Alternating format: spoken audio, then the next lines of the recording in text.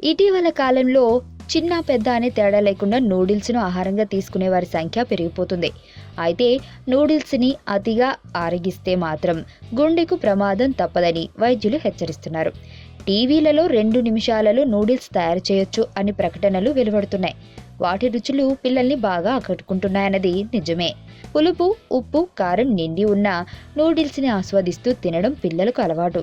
ఈ నూడిల్స్ తయారీలో శరీరానికి హాని కలిగించే ట్రాన్స్ అనే కొవ్వు పదార్థం, ఉప్పు, పంచదార అధికంగా నిండి ఉన్నాయని తాజా పరిశోధనల్లో తేలింది.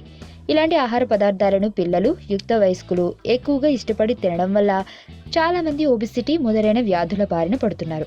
కాబట్టి ఇటువంటి మిశ్రమ ఆహార పదార్థాలను దూరంగా ఉంచేందుకు ప్రయత్నించాలి అని మన ఆరోగ్య జీవనానికి సలహాలిస్తున్నారు పరిశోధకులు. ఆ ఆహార పదార్థాలలో కలిపే ట్రాన్స్ అనబడే కొవ్వు హృదయంలో ఉన్న రక్తనాళాలను ఆశ్రయించి రక్త ప్రసరణను నిరోధిస్తుంది. దీనివల్ల త్వరలోనే రక్తనాళాలు మూసుకుపోయి అతి చిన్న వయసులోనే హార్ట్ అటాక్ వచ్చే అవకాశాలు చాలా ఎక్కువగా ఉన్నాయని హెచ్చరిస్తున్నారు పరిశోధకులు.